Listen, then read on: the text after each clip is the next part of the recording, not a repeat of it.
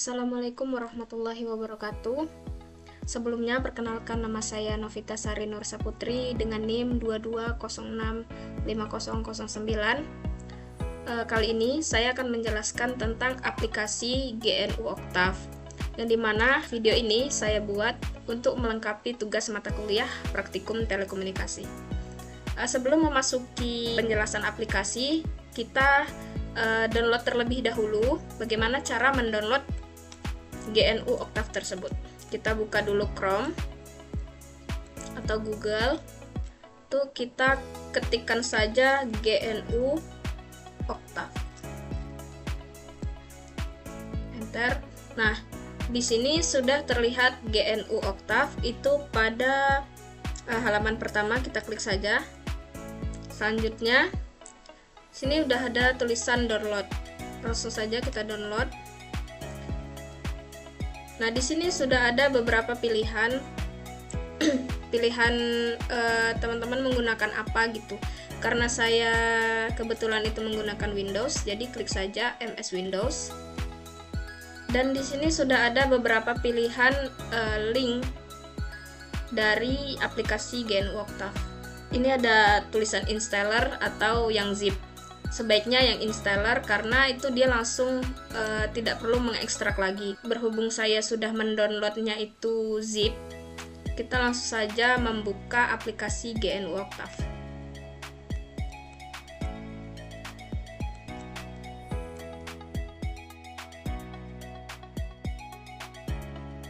Nah, ini adalah tampilan awal dari aplikasi GNU Octave, di mana di sini terdapat toolbar, ada file, ada edit, ada debug, ada tools, ada window, help, dan news.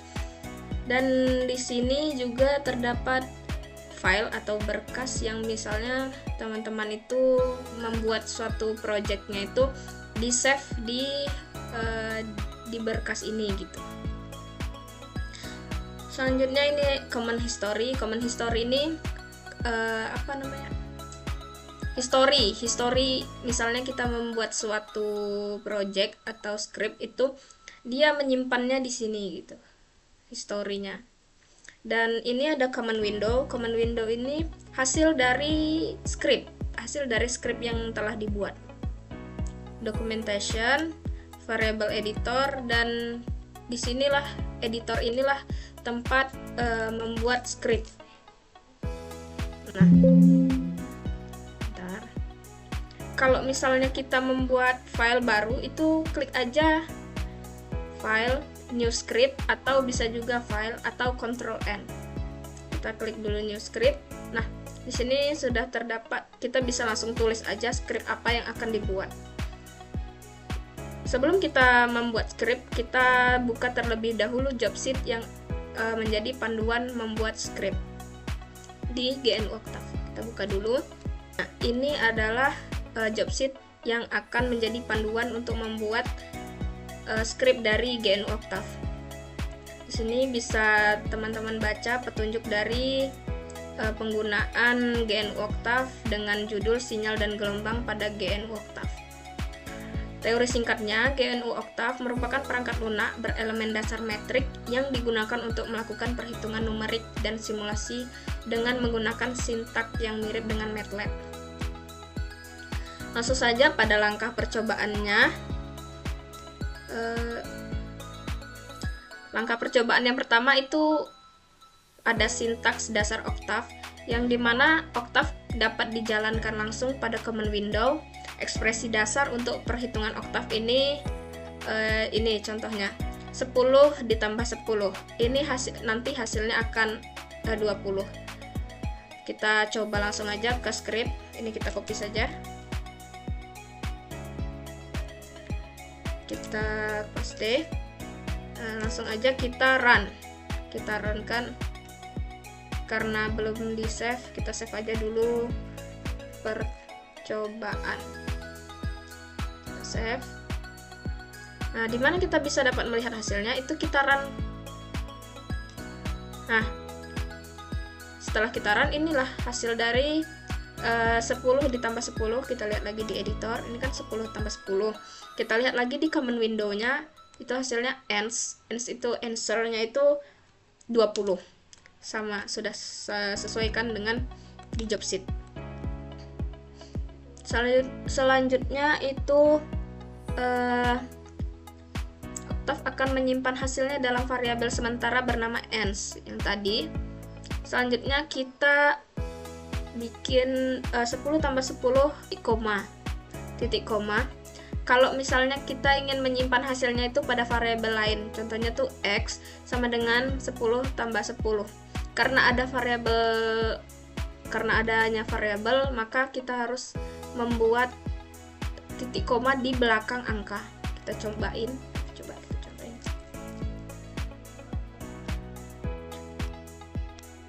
Ini kita hapus saja, kita pastikan, kita run. Kita buka common window, kita klik X, enter. Nah, ini hasilnya X sama dengan 20. Kenapa dia harus diklik X? Karena harus dipanggil terlebih dahulu. Kalau misalnya kita kasih variabel lain gitu, contohnya Y, kita runkan, kita klik lagi command window, kita klik Y, itu dia akan 20. Dan kalau misalnya kita kita panggil lagi X, kita panggil lagi variabel X yang sebelumnya itu, dia tetap akan 20 karena di sini dia masih tetap menyimpan data yang sebelumnya begitu. Kita klik Y lagi, dia tetap bisa 20, kecuali kita klik variabel lain, itu dia tidak akan muncul. Next, selanjutnya itu ada sintaks dasar Octave. Nah, Octave ini memiliki beberapa built-in command yang penting. Di antaranya dapat digunakan untuk menghapus variabel workspace, membersihkan command window, dan lain-lain. Ini contohnya CLC, membersihkan command window, clear, menghapus semua variabel dalam workshop, global sebagai deklarasi variabel global, help, mencari kegunaan suatu fungsi. Dapat juga digunakan untuk mengecek ada atau tidaknya suatu fungsi. Log for, mencari fungsi berdasarkan keyword, dan exit, keluar dari Octave. Yang selanjutnya C itu ada script, workspace, dan function. Octave mendukung script programming sama seperti MATLAB dengan file extension .m. Jadi kalau misalnya kita mau menyimpan file itu harus dikasih .m di belakang file agar dia dapat menyimpan file itu, menyimpan file gitu. Oke, next. Selanjutnya itu membuat matriks. Di sini Octave memiliki beberapa cara untuk membuat matriks dan vektor. Salah satunya dengan menggunakan operator kurung pada vektor baris. Elemen satu dengan elemen yang lain dipisahkan dengan spasi atau koma. Nah, di sini sudah ada skripnya. A sama dengan buka kurung 1, 2, 3, 4, 5 tutup kurung. Coba kita copy saja skrip ini dan langsung kita cobakan pada Octave. Jadi kita Ctrl A saja, Ctrl V. Nah, di sini langsung saja kita runkan. Kita lihat di command window, hasilnya itu 1, 2, 3, 4, 5 berurutan secara horizontal. Dan kenapa dia bisa horizontal? Karena tidak ada pemisah di antara sela-sela angka tersebut. Dan bagaimana caranya kita membuat angka tersebut vertikal atau berurutan secara ke bawah seperti itu? Kita bisa menambahkan. Nah, jika ingin membuat vektor kolom, ini kan baris. Jadi kalau misalnya kita mau membuat kolom itu, elemen satu dengan yang lain dipisahkan dengan titik koma. Seperti ini. Di antara angka-angka tersebut kita kasih titik koma. Kita cobakan, kita copy saja yang ini.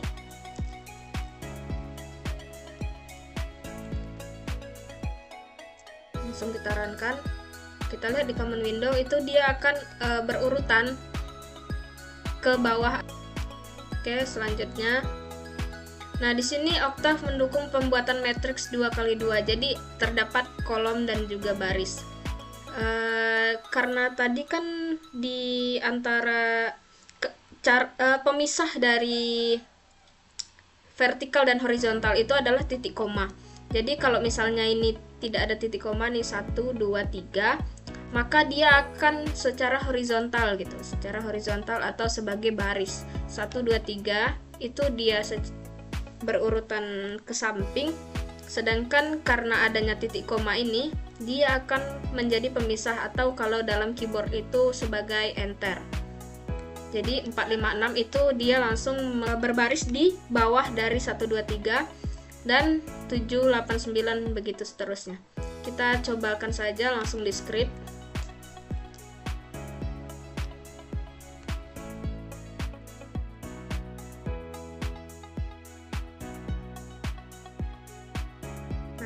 Ini adalah hasil dari script tadi, itu sudah sesuai dengan apa yang ada di job sheet. Dan untuk mengambil elemen dengan dalam faktor matriks itu kita dapat menggunakan operator ini, buka kurung dan tutup kurung. Kita cobain di sini.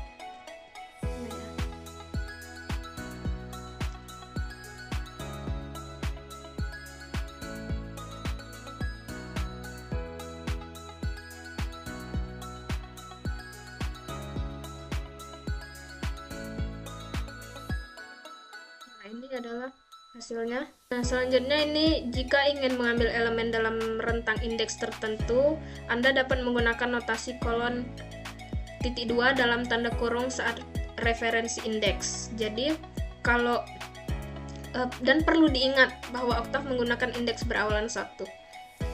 Nah, ini contohnya B buka kurung 3.25. Itu jawabannya adalah 345. Kenapa? Karena titik 2 ini sebagai sebagai rentang dari angka awal dan rentang dari angka akhir.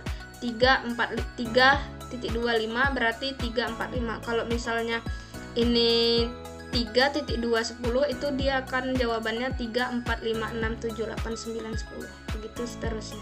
Nah, di sini juga untuk mengambil elemen ke-1, ke-3, dan ke-5, cara lain membuat vektor matriks adalah dengan menggunakan notasi kolon.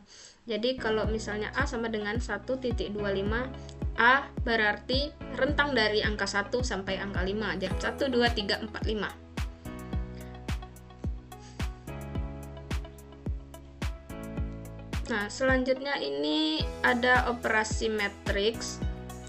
Ini langsung saja cobain di script.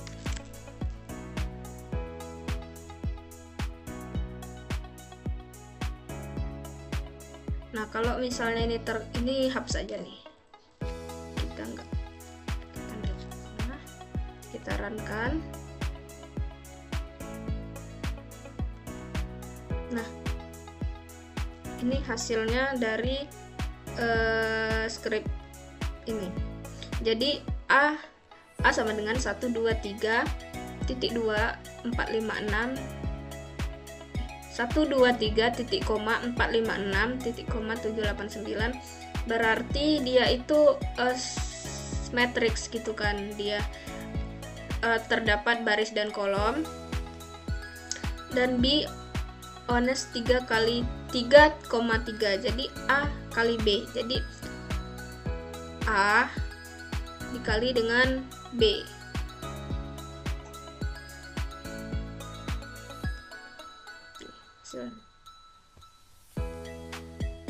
Next,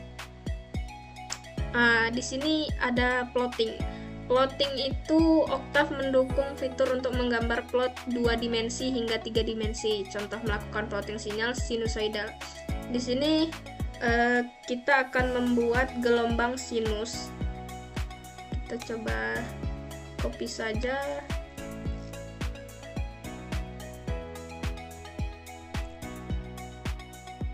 Ini dihapus.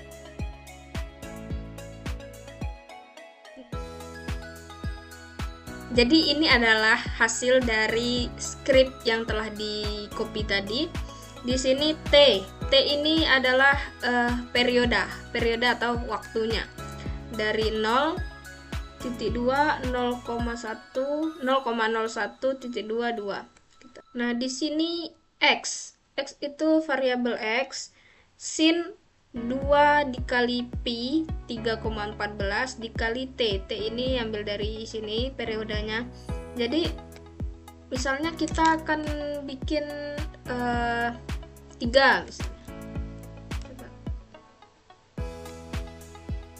Nah, kalau kita bikin X-nya itu 3, maka dia periodenya ini akan berubah menjadi 3 gelombang atau 3 periode. Selanjutnya ini ada X label. X label ini label X dan label Y. Jadi ini label label X dan label Y. Nah, titel ini adalah judul di sini. Ini bisa saja kita ganti, contohnya gelombang. Nah, kita runkan lagi. Nah, dia akan berubah menjadi gelombang. Selanjutnya, kalau misalnya kita akan membuat arsiran dari gelombang tersebut, kita harus menambahkan tulisan stem di akhir dari script. Contoh. Nah, ini hasil dari hasil dari penambahan kalimat stem. Di sini perbedaannya adalah terdapat arsiran pada gelombang dan juga garis penghubung, garis pemisah antara bukit dan lembah dari sinyal sinusoida ini. Dan perlu diketahui bahwa gelombang itu dia tergambar menjadi sebuah gelombang itu sebenarnya dia adalah kumpulan titik-titik yang berdekatan atau dempet, sehingga dia akan menjadi sebuah garis dan menjadi sebuah gelombang. Oke, selanjutnya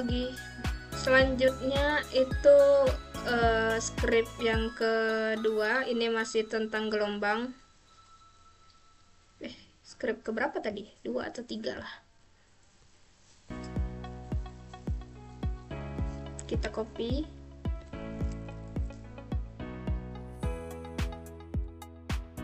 Paste, kita hapus aja panah ini.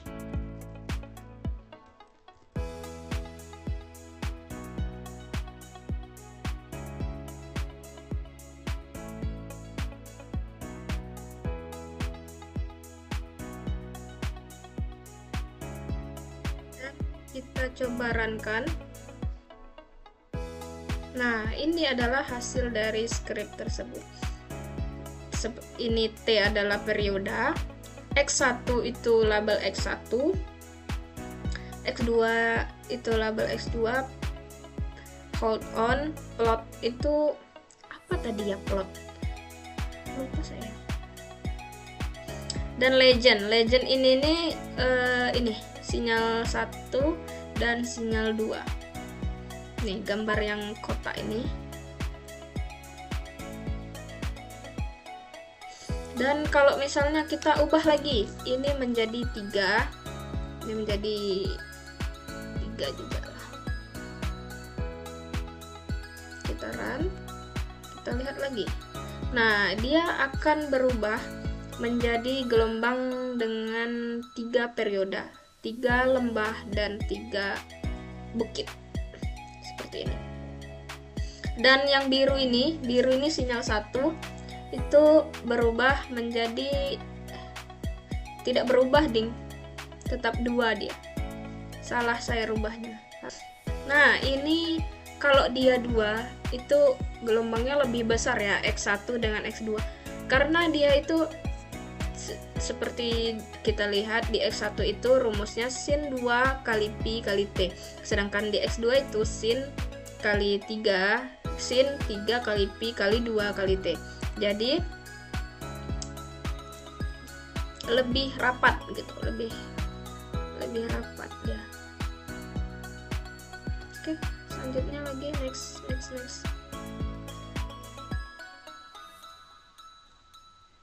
Nah, di sini itu ada yang hasilnya itu sebagai pemisah kayak sinyal 1 dan sinyal 2. Di mana dia dapat memisah, yaitu di subplot. Subplotnya ini sebagai pemisah sinyal 1 dan sinyal 2. Nah, di GNU Octave ini juga bisa sebagai audio file. Octave mendukung pemrosesan audio menggunakan recorder langsung atau membaca file seperti file dengan ekstensi WAV untuk melihat format file yang dapat dibaca. Anda dapat menggunakan command audio formats. Perlu diketahui bahwa Octave tidak mendukung file format MP3 untuk membaca file audio. Anda dapat menggunakan command audio read. Kelebihan dari GNU Octave ini, dia bisa merekam, audio record, itu dia merekam. Yang kedua itu dia memutar ulang hasil rekamannya. Terus dia bisa juga menulis audio yang kita rekam, selanjutnya membaca kembali atau memutar audio yang telah kita rekam. Kita cobakan saja script ini.